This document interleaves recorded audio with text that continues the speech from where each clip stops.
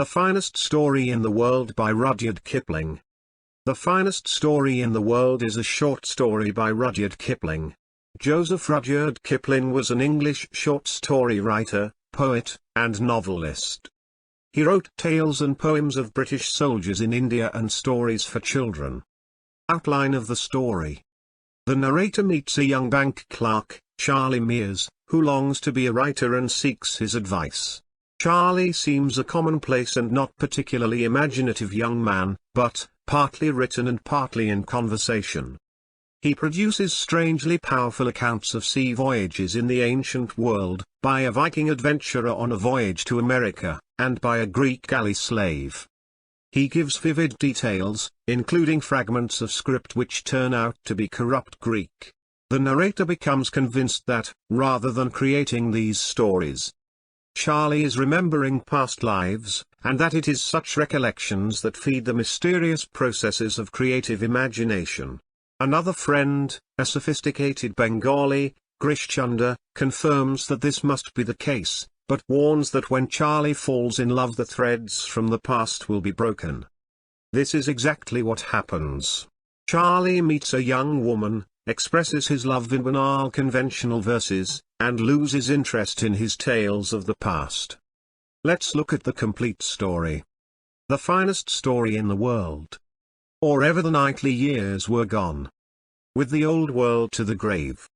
I was a king in Babylon, and you were a Christian slave. By W. E. Henley. His name was Charlie Mears, he was the only son of his mother who was a widow. And he lived in the north of London, coming into the city every day to work in a bank. He was 20 years old and suffered from aspirations. I met him in a public billiard saloon where the marker called him by his given name.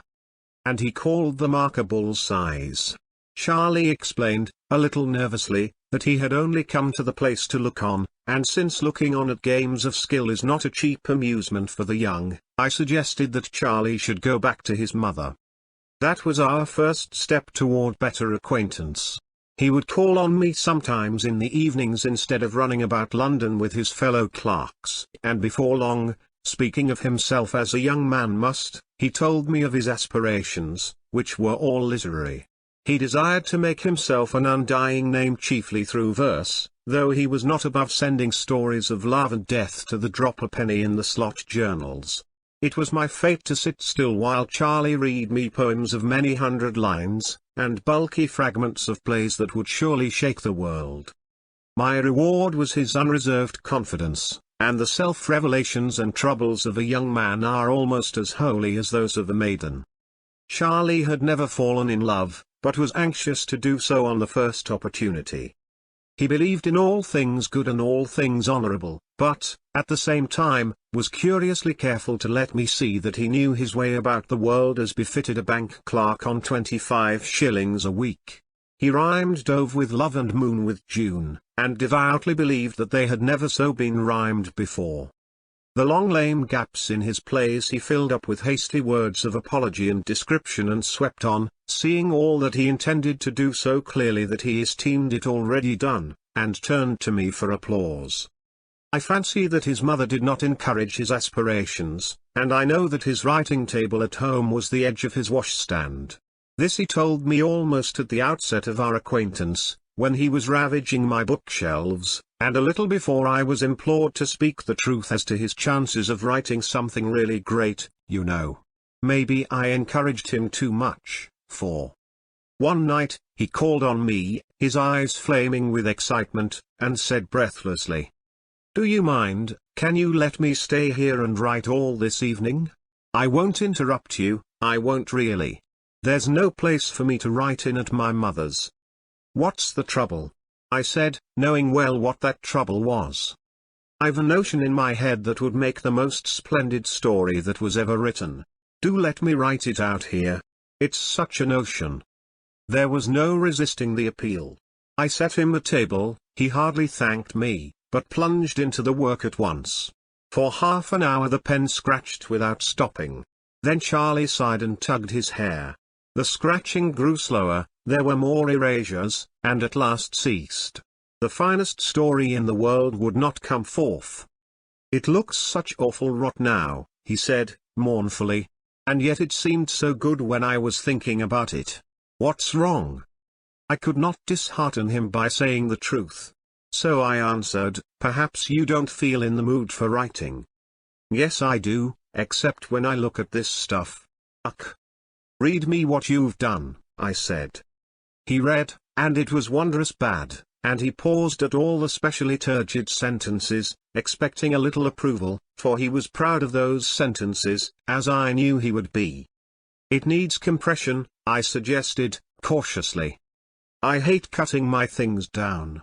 I don't think you could alter a word here without spoiling the sense. It reads better aloud than when I was writing it. Charlie, you're suffering from an alarming disease afflicting a numerous class. Put the thing by, and tackle it again in a week. I want to do it at once. What do you think of it? How can I judge from a half-written tale? Tell me the story as it lies in your head." Charlie told, and in the telling there was everything that his ignorance had so carefully prevented from escaping into the written word. I looked at him, and wondering whether it were possible that he did not know the originality, the power of the notion that had come in his way. It was distinctly a notion among notions. Men had been puffed up with pride by notions not a tithe as excellent and practicable. But Charlie babbled on serenely, interrupting the current of pure fancy with samples of horrible sentences that he purposed to use. I heard him out to the end. It would be folly to allow his idea to remain in his own inept hands, when I could do so much with it. Not all that could be done indeed, but, oh so much. "What do you think?" he said, at last. "I fancy I shall call it The Story of a Ship. I think the idea's pretty good, but you won't be able to handle it for ever so long. Would it be of any use to you? Would you care to take it?" "I should be proud," said Charlie, promptly. There are few things sweeter in this world than the guileless, hot-headed, intemperate, open admiration of a junior. Even a woman in her blindest devotion does not fall into the gait of the man she adores, tilt her bonnet to the angle at which he wears his hat, or interlard her speech with his pet oaths. And Charlie did all these things. Still it was necessary to salve my conscience before I possessed myself of Charlie's thoughts. "Let's make a bargain. I'll give you a $5 for the notion," I said. Charlie became a bank clerk at once. "Oh, that's impossible. Between two pals, you know, if I may call you so, and speaking as a man of the world, I couldn't. Take the notion if it's any use to you. I've heaps more." None knew this better than I, but they were the notions of other men. "Look at it as a matter of business, between men of the world," I returned. £5 will buy you any number of poetry books. Business is business, and you may be sure I shouldn't give that price unless—" "Oh, if you put it that way," said Charlie, visibly moved by the thought of the books. The bargain was clinched with an agreement that he should at unstated intervals come to me with all the notions that he possessed, should have a table of his own to write at, and unquestioned right to inflict upon me all his poems and fragments of poems. Then I said, "Now tell me how you came by this idea." "It came by itself." Charlie's eyes opened a little. "Yes, but you told me a great deal about the hero that you must have read before somewhere." "I haven't any time for reading, except when you let me sit here, and on Sundays I'm on my bicycle or down the river all day. There's nothing wrong about the hero, is there? Tell me again and I shall understand clearly. You say that your hero went pirating. How did he live?" "He was on the lower deck of this ship thing that I was telling you about." "What sort of ship?" "It was the kind rowed with oars, and the sea spurts through the oar-holes and the men row sitting up to their knees in water. Then there's a bench running down between the two lines of oars and an overseer with a whip walks up and down the bench to make the men work." "How do you know that?" "It's in the tale. There's a rope running overhead, looped to the upper deck, for the overseer to catch hold of when the ship rolls. When the overseer misses the rope once and falls among the rowers, remember the hero laughs at him and gets licked for it. He's chained to his oar, of course, the hero." "How is he chained?" with an iron band round his waist fixed to the bench he sits on, and a sort of handcuff on his left wrist chaining him to the oar. He's on the lower deck where the worst men are sent, and the only light comes from the hatchways and through the oar holes. Can't you imagine the sunlight just squeezing through between the handle and the hole and wobbling about as the ship moves? I can, but I can't imagine you're imagining it. How could it be any other way? Now you listen to me. The long oars on the upper deck are managed by 4 men to each bench, the lower ones by 3, and the lowest of all by 2. Remember, it's quite dark on the lowest deck and all the men there go mad. When a man dies at his oar on that deck he isn't thrown overboard, but cut up in his chains and stuffed through the oar hole in little pieces. Why? I demanded, amazed, not so much at the information as the tone of command in which it was flung out. To save trouble and to frighten the others. It needs 2 overseers to drag a man's body up to the top deck. And if the men at the lower deck oars were left alone, of course they'd stop rowing and try to pull up the benches by all standing up together in their chains. You've a most provident imagination. Where have you been reading about galleys and galley slaves? Nowhere that I remember. I row a little when I get the chance. But, perhaps, if you say so, I may have read something. He went away shortly afterward to deal with booksellers, and I wondered how a bank clerk aged 20 could put into my hands with a profligate abundance of detail, all given with absolute assurance, the story of extravagant and bloodthirsty adventure, riot, piracy, and death in unnamed seas. He had led his hero a desperate dance through revolt against the overseers, to command of a ship of his own, and ultimate establishment of a kingdom on an island somewhere in the sea, you know, and, delighted with my paltry £5, had gone out to buy the notions of other men. That these might teach him how to write. I had the consolation of knowing that this notion was mine by right of purchase, and I thought that I could make something of it. When next he came to me he was drunk, royally drunk on many poets for the first time revealed to him. His pupils were dilated, his words tumbled over each other, and he wrapped himself in quotations. Most of all was he drunk with Longfellow. "Isn't it splendid? Isn't it superb?" he cried, after hasty greetings. "Listen to this. Wouldst thou comma?" So the helmsman answered. "Know the secret of the sea? Only those who brave its dangers. Comprehend its mystery. By gum. Only those who brave its dangers. Comprehend its mystery." He repeated 20 times, walking up and down the room and forgetting me. "But I can understand it too," he said to himself. "I don't know how to thank you for that £5, and this, listen. I remember the black wharves and the ships. And the sea tides tossing free. And the Spanish sailors with bearded lips. And the beauty and mystery of the ships. And the magic of the sea.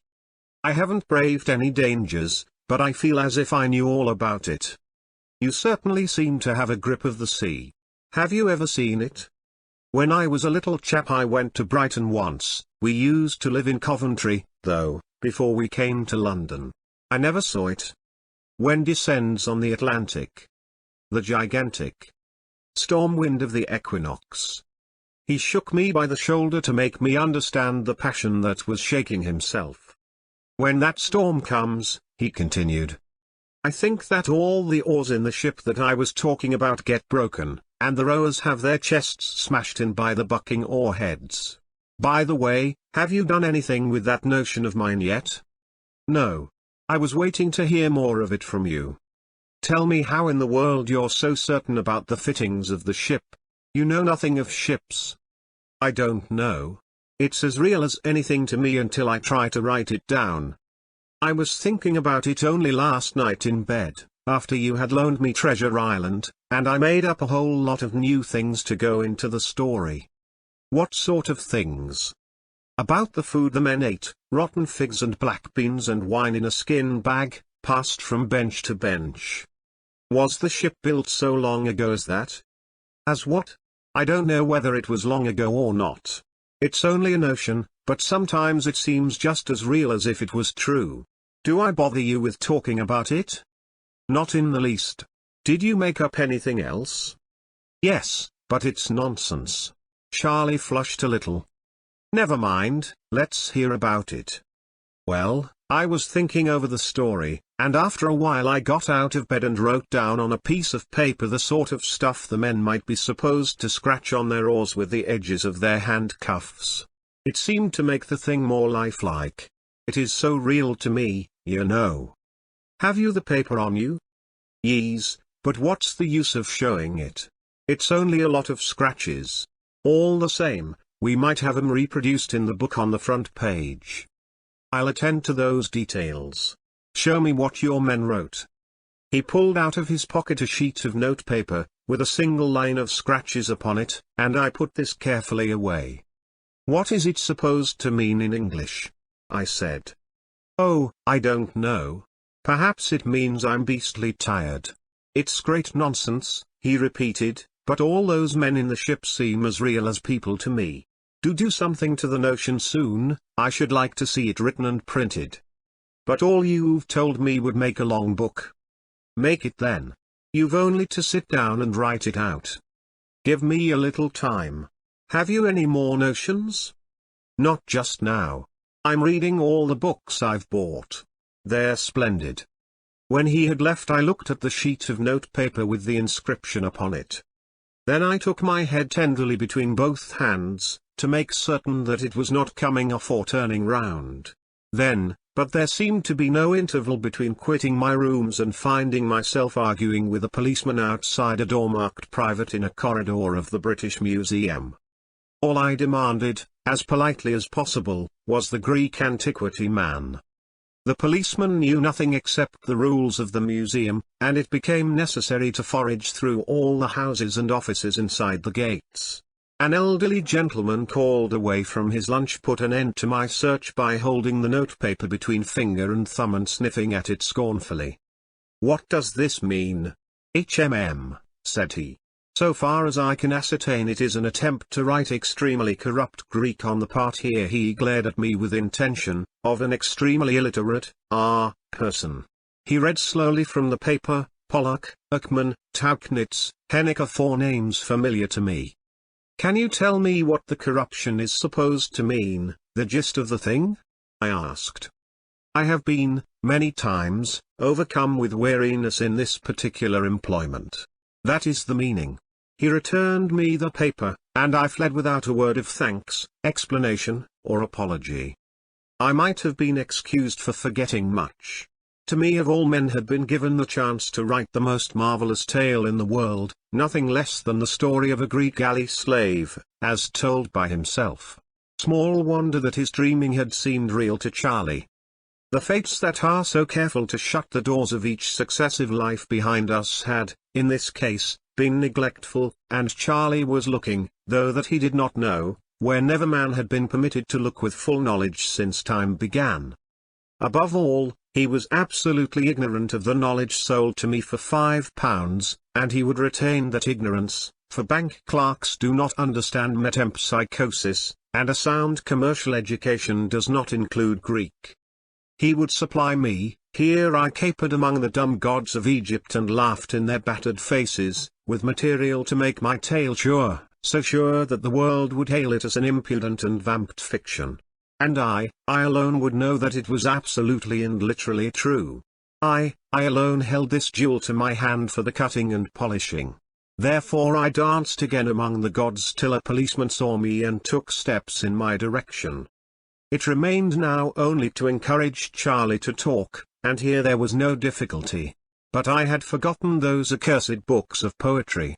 He came to me time after time, as useless as a surcharged phonograph, drunk on Byron, Shelley, or Keats. Knowing now what the boy had been in his past lives, and desperately anxious not to lose one word of his babble, I could not hide from him my respect and interest. He misconstrued both into respect for the present soul of Charlie Mears, to whom life was as new as it was to Adam, and interest in his readings, and stretched my patience to breaking point by reciting poetry, not his own now, but that of others. I wished every English poet blotted out of the memory of mankind. I blasphemed the mightiest names of song because they had drawn Charlie from the path of direct narrative, and would, Later, spur him to imitate them, but I choked down my impatience until the first flood of enthusiasm should have spent itself and the boy returned to his dreams. What's the use of my telling you what I think, when these chaps wrote things for the angels to read? He growled, one evening. Why don't you write something like theirs? I don't think you're treating me quite fairly, I said, speaking under strong restraint. I've given you the story, he said, shortly, replunging into Lara. But I want the details. The things I make up about that damned ship that you call a galley? They're quite easy. You can just make 'em up yourself. Turn up the gas a little, I want to go on reading. I could have broken the gas globe over his head for his amazing stupidity. I could indeed make up things for myself did I only know what Charlie did not know that he knew. But since the doors were shut behind me I could only wait his youthful pleasure and strive to keep him in good temper. 1 minute's want of guard might spoil a priceless revelation. Now and again he would toss his books aside. He kept them in my rooms, for his mother would have been shocked at the waste of good money had she seen them, and launched into his sea dreams. Again I cursed all the poets of England. The plastic mind of the bank clerk had been overlaid, colored and distorted by that which he had read, and the result as delivered was a confused tangle of other voices most like the muttered song through a city telephone in the busiest part of the day. He talked of the galley, his own galley had he but known it, with illustrations borrowed from the Bride of Abydos. He pointed the experiences of his hero with quotations from the Corsair, and threw in deep and desperate moral reflections from Cain and Manfred, expecting me to use them all. Only when the talk turned on Longfellow were the jarring cross-currents dumb, and I knew that Charlie was speaking the truth as he remembered it. "What do you think of this?" I said one evening, as soon as I understood the medium in which his memory worked best, and, before he could expostulate, read him the whole of the saga of King Olaf. He listened open-mouthed, flushed, his hands drumming on the back of the sofa where he lay, till I came to the song of Einar Tamberskelver and the verse. Einar then, the arrow taking from the loosened string, answered, that was Norway breaking 'neath thy hand, O king. He gasped with pure delight of sound. That's better than Byron, a little, I ventured. Better? Why it's true. How could he have known? I went back and repeated. What was that? Said Olaf, standing on the quarter-deck. Something heard I like the stranding of a shattered wreck. How could he have known how the ships crash and the oars rip out and go zzzp all along the line? Why only the other night. But go back please and read the Skerry of Shrieks again.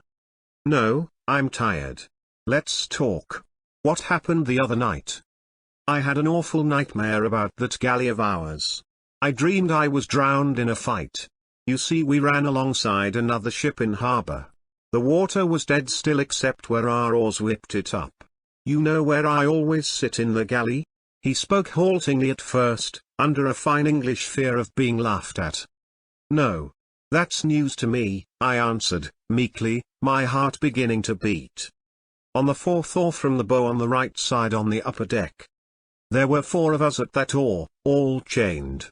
I remember watching the water and trying to get my handcuffs off before the row began. Then we closed up on the other ship. And all their fighting men jumped over our bulwarks, and my bench broke and I was pinned down with the 3 other fellows on top of me, and the big oar jammed across our backs. Well? Charlie's eyes were alive and alight.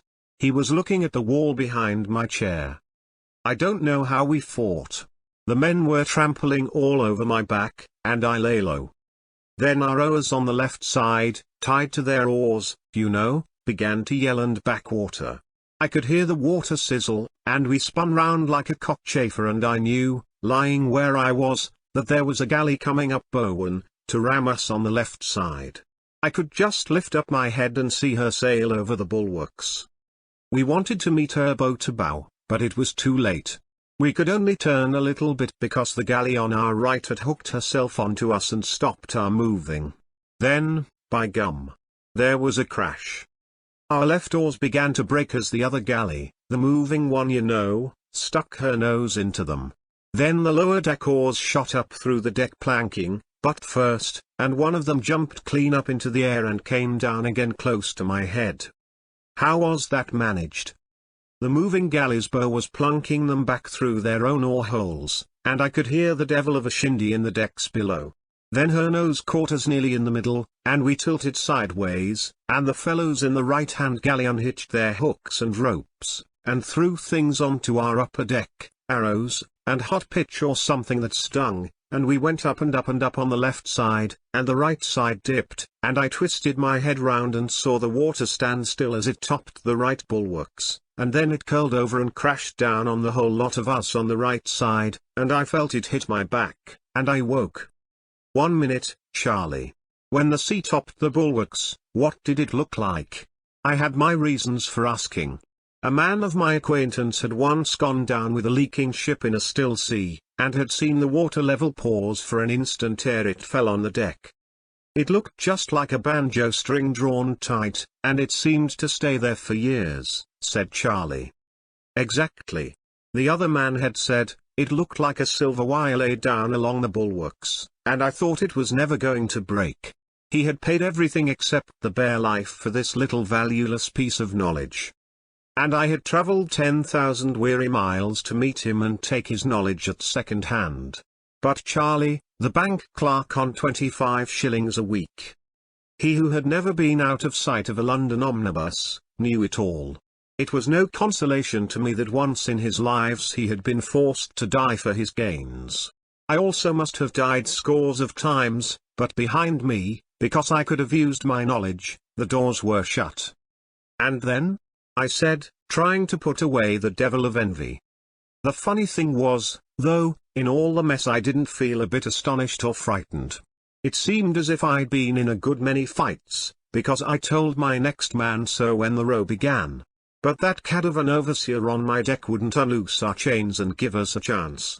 He always said that we'd all be set free after a battle, but we never were, we never were. Charlie shook his head mournfully. What a scoundrel. I should say he was. He never gave us enough to eat, and sometimes we were so thirsty that we used to drink salt water. I can taste that salt water still. Now tell me something about the harbour where the fight was fought. I didn't dream about that. I know it was a harbour, though, because we were tied up to a ring on a white wall and all the face of the stone underwater was covered with wood to prevent our ram getting chipped when the tide made us rock. That's curious. Our hero commanded the galley, didn't he? Didn't he just? He stood by the bows and shouted like a good un. He was the man who killed the overseer. But you were all drowned together, Charlie, weren't you? I can't make that fit quite, he said, with a puzzled look. The galley must have gone down with all hands, and yet I fancy that the hero went on living afterward. Perhaps he climbed into the attacking ship. I wouldn't see that, of course. I was dead, you know. He shivered slightly and protested that he could remember no more. I did not press him further, but to satisfy myself that he lay in ignorance of the workings of his own mind, deliberately introduced him to Mortimer Collins's Transmigration, and gave him a sketch of the plot before he opened the pages. What rot it all is, he said, frankly, at the end of an hour. I don't understand his nonsense about the red planet Mars and the king, and the rest of it. Chuck me the Longfellow again. I handed him the book and wrote out as much as I could remember of his description of the sea fight, appealing to him from time to time for confirmation of fact or detail. He would answer without raising his eyes from the book, as assuredly as though all his knowledge lay before him on the printed page. I spoke under the normal key of my voice that the current might not be broken, and I know that he was not aware of what he was saying, for his thoughts were out on the sea with Longfellow. Charlie, I asked, when the rowers on the galleys mutinied, how did they kill their overseers? Tore up the benches and brained them. That happened when a heavy sea was running. An overseer on the lower deck slipped from the center plank and fell among the rowers. They choked him to death against the side of the ship with their chained hands quite quietly, and it was too dark for the other overseer to see what had happened. When he asked, he was pulled down to and choked, and the lower deck fought their way up deck by deck, with the pieces of the broken benches banging behind them. How they howled! And what happened after that? I don't know. The hero went away, red hair and red beard and all. That was after he had captured our galley, I think. The sound of my voice irritated him, and he motioned slightly with his left hand as a man does when interruption jars. You never told me he was red-headed before, or that he captured your galley, I said, after a discreet interval. Charlie did not raise his eyes. He was as red as a red bear, said he, abstractedly. He came from the north, they said so in the galley when he looked for rowers, not slaves, but free men. Afterward, years and years afterward, news came from another ship, or else he came back. His lips moved in silence. He was rapturously retasting some poem before him. Where had he been, then? I was almost whispering that the sentence might come gentle to whichever section of Charlie's brain was working on my behalf. To the beaches, the long and wonderful beaches, was the reply, after a minute of silence. To Furderstrandi? I asked, tingling from head to foot. Yes, to Furderstrandi, he pronounced the word in a new fashion. And I too saw the voice failed. Do you know what you have said? I shouted, incautiously. He lifted his eyes, fully roused now. No. He snapped. I wish you'd let a chap go on reading. Hark to this. But other, the old sea captain. He neither paused nor stirred. Till the king listened, and then once more took up his pen. And wrote down every word. And to the king of the Saxons. In witness of the truth. Raising his noble head. He stretched his brown hand and said. Behold this walrus tooth. By Jove, what chaps those must have been, to go sailing all over the shop never knowing where they'd fetch the land. Ha! Charlie, I pleaded, if you'll only be sensible for a minute or two I'll make our hero in our tale every inch as good as other. Oomph. Longfellow wrote that poem. I don't care about writing things anymore. I want to read. He was thoroughly out of tune now, and raging over my own ill luck, I left him. Conceive yourself at the door of the world's treasure house guarded by a child, an idle irresponsible child playing knuckle-bones, on whose favor depends the gift of the key, and you will imagine one half my torment. Till that evening Charlie had spoken nothing that might not lie within the experiences of a Greek galley slave. But now, or there was no virtue in books, he had talked of some desperate adventure of the Vikings, of Thorfinn Karlsefne's sailing to Wineland, which is America, in the 9th or 10th century. The battle in the harbor he had seen, and his own death he had described. But this was a much more startling plunge into the past.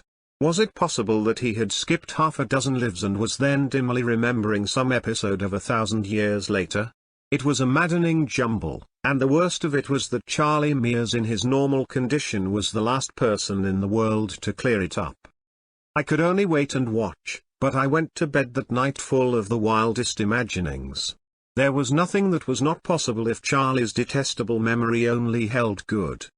I might rewrite the saga of Thorfinn Karlsefne as it had never been written before, might tell the story of the first discovery of America, myself the discoverer. But I was entirely at Charlie's mercy. And so long as there was a 3 and 6 bond volume within his reach Charlie would not tell. I dared not curse him openly, I hardly dared jog his memory, for I was dealing with the experiences of 1,000 years ago, told through the mouth of a boy of today, and a boy of today is affected by every change of tone and gust of opinion, so that he lies even when he desires to speak the truth. I saw no more of him for nearly a week. When next I met him it was in Gracechurch Street with a billhook chained to his waist. Business took him over London Bridge and I accompanied him. He was very full of the importance of that book and magnified it. As we passed over the Thames we paused to look at a steamer unloading great slabs of white and brown marble. A barge drifted under the steamer's stern and a lonely cow in that barge bellowed. Charlie's face changed from the face of the bank clerk to that of an unknown and, though he would not have believed this, a much shrewder man. He flung out his arm across the parapet of the bridge and laughing very loudly, said, When they heard our bulls bellow, the Scrollings ran away. I waited only for an instant, but the barge and the cow had disappeared under the bows of the steamer before I answered. Charlie, what do you suppose are Scrollings? Never heard of 'em before. They sound like a new kind of seagull. What a chap you are for asking questions. He replied. I have to go to the cashier of the omnibus company yonder. Will you wait for me and we can lunch somewhere together? I've a notion for a poem. No, thanks. I'm off. You're sure you know nothing about Scrollings? Not unless he's been entered for the Liverpool handicap. He nodded and disappeared in the crowd. Now it is written in the saga of Eric the Red, or that of Thorfinn Karlsefne, that 900 years ago, when Karlsefne's galleys came to Leif's booths, which Leif had erected in the unknown land called Markland, which may or may not have been Rhode Island. The Scrollings, and the Lord knows who these may or may not have been, came to trade with the Vikings, and ran away because they were frightened at the bellowing of the cattle which Thorfinn had brought with him in the ships. But what in the world could a Greek slave know of that affair? I wandered up and down among the streets trying to unravel the mystery, and the more I considered it, the more baffling it grew.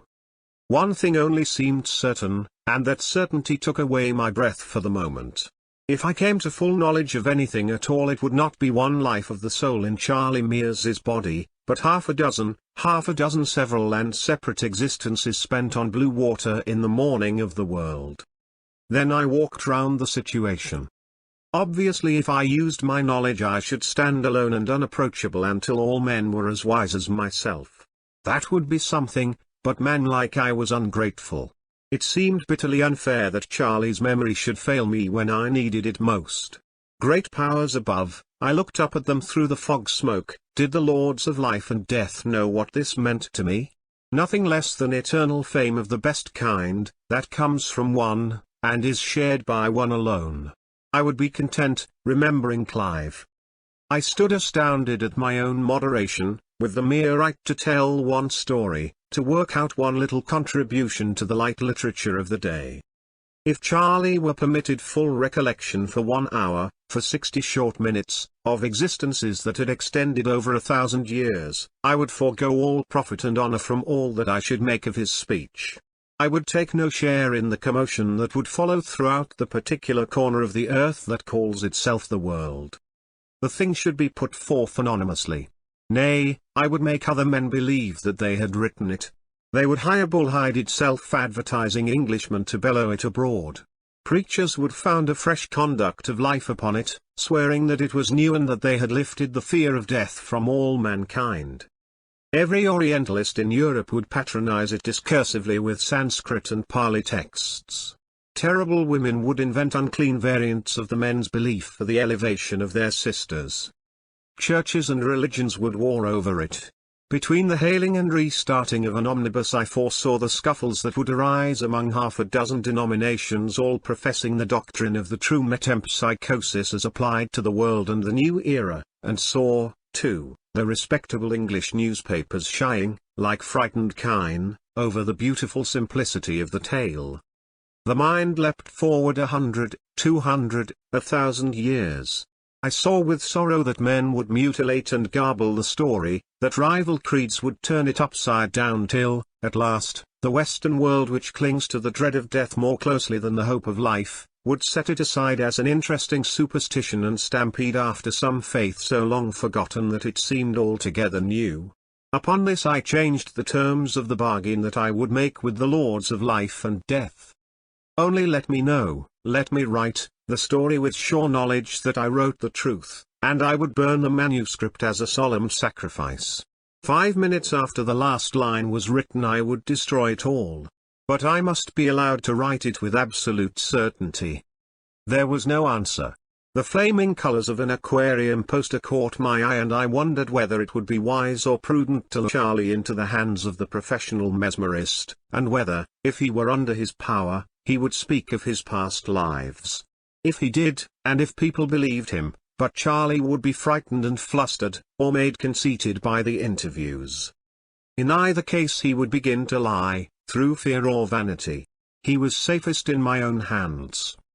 "They are very funny fools." "You're English," said a voice at my elbow, and turning round I recognized a casual acquaintance, a young Bengali law student, called Grish Chunder, whose father had sent him to England to become civilized.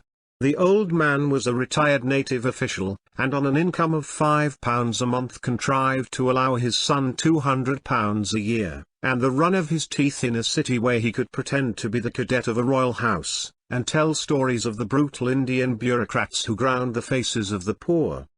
Grish Chunder was a young, fat, full-bodied Bengali dressed with scrupulous care in frock coat, tall hat, light trousers and tan gloves.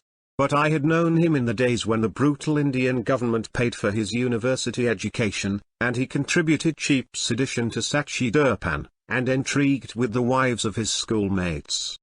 "That is very funny and very foolish," he said, nodding at the poster. "I am going down to the Northbrook Club. Will you come too?" I walked with him for some time. "You are not well," he said. "What is there in your mind? You do not talk." "Grish Chunder, you've been too well educated to believe in a god, haven't you?" Yes, here. But when I go home I must conciliate popular superstition, and make ceremonies of purification, and my women will anoint idols, and hang up tulsi and feast the Purohit, and take you back into caste again and make a good Khatri of you again, you advanced social free-thinker. And you'll eat desi food, and like it all, from the smell in the courtyard to the mustard oil over you." "I shall very much like it," said Grish Chunder, unguardedly, "once a Hindu, always a Hindu. But I like to know what the English think they know. I'll tell you something that one Englishman knows. It's an old tale to you." I began to tell the story of Charlie in English, but Grish Chunder put a question in the vernacular, and the history went forward naturally in the tongue best suited for its telling. After all, it could never have been told in English. Grish Chunder heard me, nodding from time to time, and then came up to my rooms where I finished the tale. "Bishak," he said, philosophically. "Lekin darwaza band hai. Without doubt, but the door is shut. I have heard of this remembering of previous existences among my people. It is of course an old tale with us, but, to happen to an Englishman, a cow-fed Malik, an outcast. By Jove, that is most peculiar." "Outcast yourself, Grish Chunder. You eat cow beef every day. Let's think the thing over. The boy remembers his incarnations." "Does he know that?" said Grish Chunder, quietly, swinging his legs as he sat on my table.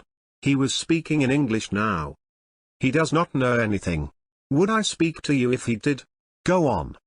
"There is no going on at all. If you tell that to your friends they will say you are mad and put it in the papers. Suppose, now, you prosecute for libel. Let's leave that out of the question entirely. Is there any chance of his being made to speak?" "There is a chance." Yes. But if he spoke it would mean that all this world would end now, instanto, fall down on your head. These things are not allowed, you know. As I said, the door is shut. Not a ghost of a chance? How can there be? You are a Christian, and it is forbidden to eat, in your books, of the tree of life, or else you would never die. How shall you all fear death if you all know what your friend does not know that he knows? I am afraid to be kicked, but I am not afraid to die, because I know what I know. You are not afraid to be kicked, but you are afraid to die. If you were not, by God, you English would be all over the shop in an hour, upsetting the balances of power, and making commotions. It would not be good. But no fear. He will remember a little and a little less, and he will call it dreams. Then he will forget altogether. When I passed my first arts examination in Calcutta, that was all in the cram book on Wordsworth. Trailing clouds of glory, you know. This seems to be an exception to the rule. There are no exceptions to rules. Some are not so hard-looking as others, but they are all the same when you touch. If this friend of yours said so and so and so and so, indicating that he remembered all his lost lives, or one piece of a lost life, he would not be in the bank another hour. He would be what you call sacked because he was mad, and they would send him to an asylum for lunatics. You can see that, my friend. Of course I can, but I wasn't thinking of him. His name need never appear in the story. Ah. I see. That story will never be written. You can try. I am going to. For your own credit and for the sake of money, of course. No. For the sake of writing the story. On my honor, that will be all. Even then there is no chance. You cannot play with the gods. It is a very pretty story now. As they say, let it go on that, I mean at that. Be quick, he will not last long. How do you mean? What I say. He has never, so far, thought about a woman. Hasn't he, though? I remembered some of Charlie's confidences. I mean, no woman has thought about him. When that comes, bus, hog ya, all up. I know. There are millions of women here. Housemaids, for instance. I winced at the thought of my story being ruined by a housemaid. And yet nothing was more probable. Grish Chunder grinned. Yes, also pretty girls, cousins of his house, and perhaps not of his house. One kiss that he gives back again and remembers will cure all this nonsense, or else. Or else what? Remember, he does not know that he knows. I know that. Or else, if nothing happens, he will become immersed in the trade and the financial speculations like the rest. It must be so. You can see that it must be so. But the woman will come first, I think. There was a rap at the door, and Charlie charged in impetuously. He had been released from office, and by the look in his eyes I could see that he had come over for a long talk, most probably with poems in his pockets. Charlie's poems were very wearying, but sometimes they led him to talk about the galley. Grish Chunder looked at him keenly for a minute. I beg your pardon, Charlie said, uneasily, I didn't know you had anyone with you. I am going, said Grish Chunder. He drew me into the lobby as he departed. That is your man, he said, quickly. I tell you he will never speak all you wish. That is rot, bosh. But he would be most good to make to see things. Suppose now we pretend that it was only play. I had never seen Grish Chunder so excited, and pour the ink pool into his hand. What do you think? I tell you that he could see anything that a man could see. Let me get the ink and the camphor. He is a seer and he will tell us very many things. He may be all you say, but I'm not going to trust him to your gods and devils. It will not hurt him. He will only feel a little stupid and dull when he wakes up. You have seen boys look into the ink pool before. That is the reason why I am not going to see it anymore. You'd better go, Grish Chunder. He went, declaring far down the staircase that it was throwing away my only chance of looking into the future.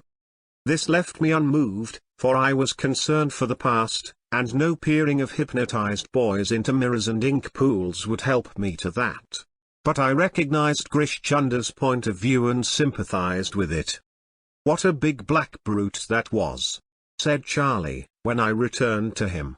Well, look here, I've just done a poem, did it instead of playing dominoes after lunch. May I read it? Let me read it to myself.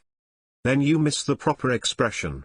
Besides, you always make my things sound as if the rhymes were all wrong. Read it aloud, then. You're like the rest of 'em. Charlie mouthed me his poem, and it was not much worse than the average of his verses. He had been reading his books faithfully, but he was not pleased when I told him that I preferred my Longfellow undiluted with Charlie. Then we began to go through the Ms. line by line, Charlie parrying every objection and correction with, "Yes, that may be better, but you don't catch what I'm driving at." Charles was, in one way at least, very like one kind of poet. There was a pencil scrawl at the back of the paper. And what's that? I said. Oh, that's not poetry at all. It's some rot I wrote last night before I went to bed, and it was too much bother to hunt for rhymes, so I made it a sort of blank verse instead. Here is Charlie's blank verse. We pulled for you when the wind was against us and the sails were low. Will you never let us go? We ate bread and onions when you took towns, or ran aboard quickly when you were beaten back by the foe. The captains walked up and down the deck in fair weather singing songs, but we were below. We fainted with our chins on the oars, and you did not see that we were idle, for we still swung to and fro. Will you never let us go? The salt made the oar bandies like shark skin, our knees were cut to the bone with salt cracks, our hair was stuck to our foreheads, and our lips were cut to our gums, and you whipped us because we could not row. Will you never let us go?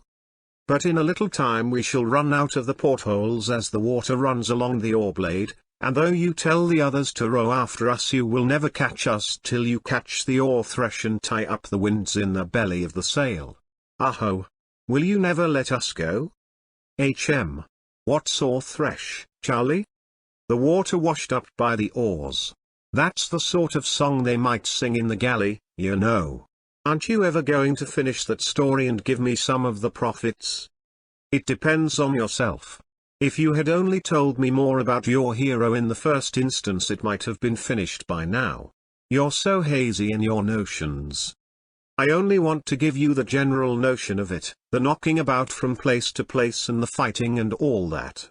Can't you fill in the rest yourself?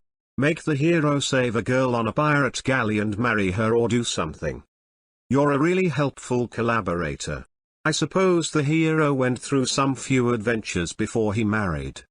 Well then, make him a very artful card, a low sort of man, a sort of political man who went about making treaties and breaking them, a black-haired chap who hid behind the mast when the fighting began. But you said the other day that he was red-haired. I couldn't have. Make him black-haired, of course. You've no imagination. Seeing that I had just discovered the entire principles upon which the half-memory falsely called imagination is based, I felt entitled to laugh, but forbore, for the sake of the tale. You're right, you're the man with imagination. A black-haired chap in a decked ship, I said. No, an open ship, like a big boat. This was maddening.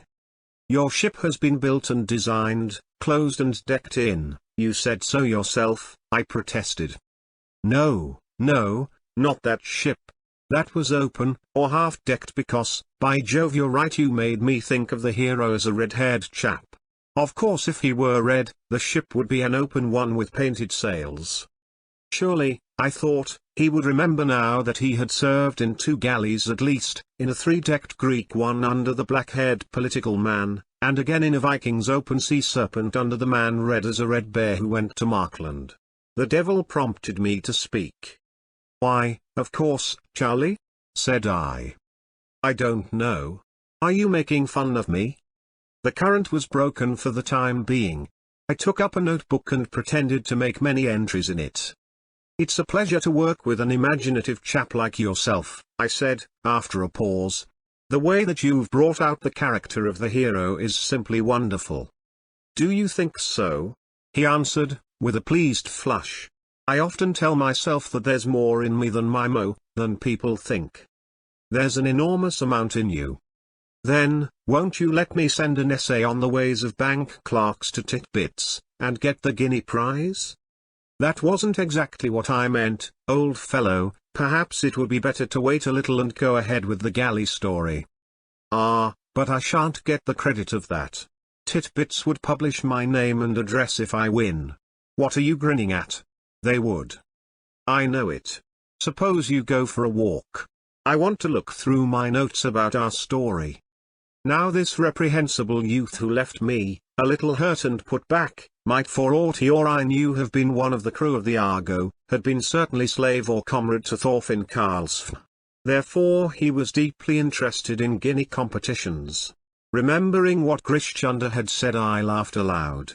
The Lords of Life and Death would never allow Charlie Mears to speak with full knowledge of his pasts, and I must even piece out what he had told me with my own poor inventions while Charlie wrote of the ways of bank clerks. I got together and placed on one file all my notes, and the net result was not cheering. I read them a second time. There was nothing that might not have been compiled at second hand from other people's books, except, perhaps, the story of the fight in the harbour.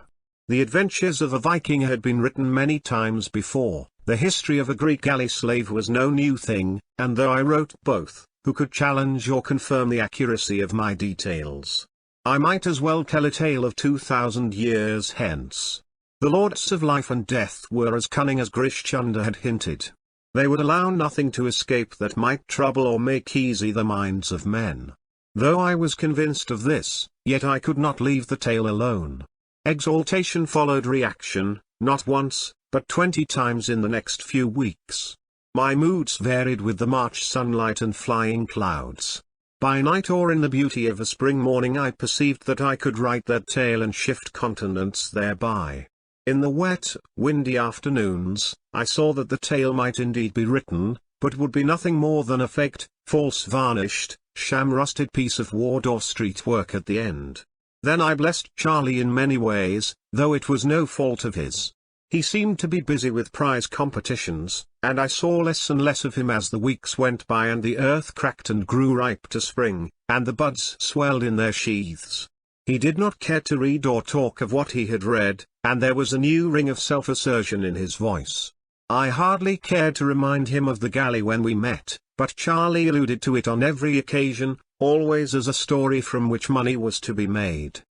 "I think I deserve 25%, don't I, at least," he said, with beautiful frankness. "I supplied all the ideas, didn't I?" This greediness for silver was a new side in his nature. I assumed that it had been developed in the city, where Charlie was picking up the curious nasal drawl of the underbred city man. "When the thing's done we'll talk about it. I can't make anything of it at present. Red-haired or black-haired hero are equally difficult." He was sitting by the fire staring at the red coals. "I can't understand what you find so difficult. It's all as clear as mud to me," he replied. A jet of gas puffed out between the bars, took light and whistled softly. "Suppose we take the red-haired hero's adventures first, from the time that he came south to my galley and captured it and sailed to the beaches." I knew better now than to interrupt Charlie. I was out of reach of pen and paper, and dared not move to get them lest I should break the current. The gas jet puffed and whinnied, Charlie's voice dropped almost to a whisper, and he told a tale of the sailing of an open galley to Furdurstrandi, of sunsets on the open sea, seen under the curve of the one sail evening after evening when the galley's beak was notched into the center of the sinking disk, and we sailed by that for we had no other guide, quoth Charlie. He spoke of a landing on an island and explorations in its woods, where the crew killed 3 men whom they found asleep under the pines. Their ghosts, Charlie said, followed the galley, swimming and choking in the water, and the crew cast lots and threw one of their number overboard as a sacrifice to the strange gods whom they had offended. Then they ate seaweed when their provisions failed, and their legs swelled, and their leader, the red-haired man, killed 2 rowers who mutinied, and after a year spent among the woods they set sail for their own country, and a wind that never failed carried them back so safely that they all slept at night. This, and much more Charlie told. Sometimes the voice fell so low that I could not catch the words. Though every nerve was on the strain, he spoke of their leader, the red-haired man, as a pagan speaks of his god, for it was he who cheered them and slew them impartially as he thought best for their needs, and it was he who steered them for 3 days among floating ice, each floe crowded with strange beasts that tried to sail with us, said Charlie, and we beat them back with the handles of the oars. The gas jet went out, a burned coal gave way, and the fire settled down with a tiny crash to the bottom of the grate. Charlie ceased speaking, and I said no word. "By Jove," he said, at last, shaking his head. "I've been staring at the fire till I'm dizzy. What was I going to say? Something about the galley. I remember now. It's 25% of the profits, isn't it? It's anything you like when I've done the tale. I wanted to be sure of that. I must go now. I've an appointment." And he left me. Had my eyes not been held I might have known that broken muttering over the fire was the swan song of Charlie Mears. But I thought it the prelude to fuller revelation. At last I should cheat the lords of life and death. When next Charlie came to me I received him with rapture.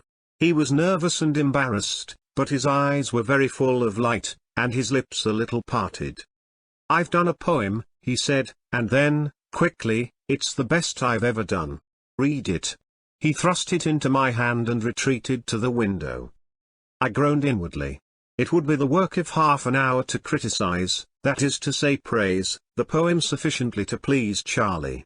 Then I had good reason to groan, for Charlie, discarding his favorite centipede meters, had launched into shorter and choppier verse, and verse with a motive at the back of it.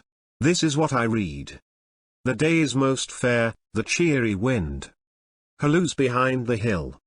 Where he bends the wood as seemeth good, and the sapling to his will. Riot, O wind, there is that in my blood, that would not have thee still. She gave me herself, O earth, O sky. Grey sea, she is mine alone. Let the sullen boulders hear my cry, and rejoice though they be but stone. Mine. I have won her, O good brown earth. Make merry, 'tis hard on spring. Make merry, my love is doubly worth. All worship your fields can bring. Let the hind that tills you feel my mirth. At the early harrowing. Yes, it's the early harrowing, past a doubt, I said, with a dread at my heart. Charlie smiled, but did not answer. Red cloud of the sunset, tell it abroad. I am victor. Greet me, O sun. Dominant master and absolute lord. Over the soul of one. Well? Said Charlie, looking over my shoulder. I thought it far from well, and very evil indeed, when he silently laid a photograph on the paper, the photograph of a girl with a curly head, and a foolish slack mouth. Isn't it wonderful? He whispered, pink to the tips of his ears, wrapped in the rosy mystery of first love. I didn't know, I didn't think, it came like a thunderclap. Yes. It comes like a thunderclap. Are you very happy, Charlie? My God, she loves me. He sat down repeating the last words to himself. I looked at the hairless face, the narrow shoulders already bowed by desk work, and wondered when, where, and how he had loved in his past lives. What will your mother say? I asked, cheerfully. I don't care a damn what she says. At 20 the things for which one does not care a damn should, properly, be many, but one must not include mothers in the list. I told him this gently, and he described her, even as Adam must have described to the newly named beasts the glory and tenderness and beauty of Eve. Incidentally I learned that she was a tobacconist's assistant with a weakness for pretty dress, and had told him 4 or 5 times already that she had never been kissed by a man before. Charlie spoke on, while I, separated from him by thousands of years, was considering the beginnings of things. Now I understood why the lords of life and death shut the doors so carefully behind us. It is that we may not remember our first wooings. Were it not so, our world would be without inhabitants in 100 years. Now, about that galley story, I said, still more cheerfully, in a pause in the rush of the speech. Charlie looked up as though he had been hit. The galley, what galley? Good heavens, don't joke, man. This is serious. You don't know how serious it is. Grish Chunder was right. Charlie had tasted the love of woman that kills remembrance, and the finest story in the world would never be written. End of the story. Thank you. Thank you.